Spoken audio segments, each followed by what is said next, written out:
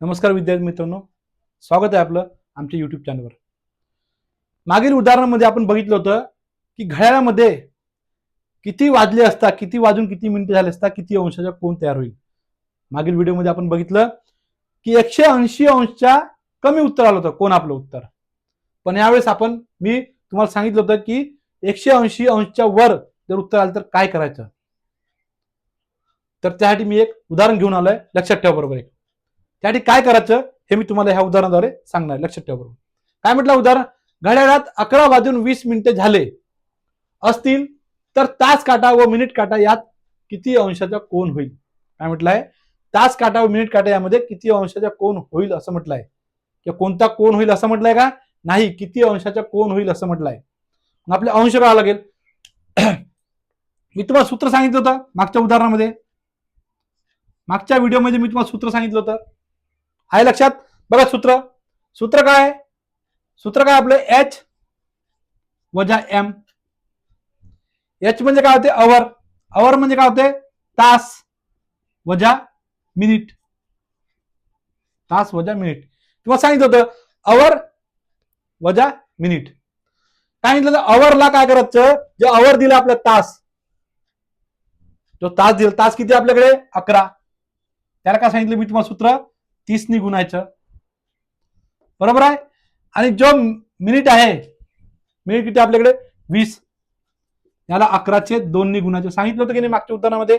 आणि याला ब्रॅकेट मध्ये टाकून द्यायचं आणि वजाचं सिंबल बरोबर ठेवायचं। हे वजा सिंबल लक्षात ठेवायचं बरोबर, कळलं। हे सूत्र आपल्याला सर्वांना लक्षात ठेवायचं। बघा मग करू आपण, 11 × 30 किती होतात, 11 0 0 11 33 330 वजा इथे भाग जातो बघा, बे कबे बे 10, 10 × 11 किती होतात 110, 330 वजा 110 किती आलं 0, 3तून 1 गेला 2, 3तून 1 गेला 2, 220, 220 अंश आला। 180 अंशच्या वर आलं उत्तर, काय आलंय 180 अंशच्या वर आलेलं आहे। त्यामुळे मी तुम्हाला सांगतो, घड्याळ कशी असते आपली, घड्याळ ही गोल असते आणि वर्तुळाच्या किती अंशाचा असतो, वर्तुळ हा 360 अंशाचा असतो। वर्तुळ हा 360 अंशाचा असतो। म्हणून लक्षात ठेवा की जेव्हा 180 अंशच्या वर आलं, मी काय सांगितलं तुम्हाला, कोण जर 180 अंशच्या वर आल्यास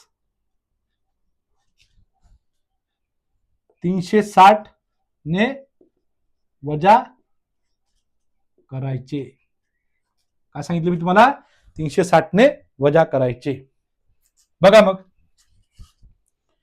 360 मधनं काय करायचं, 360 वजा 220 करा,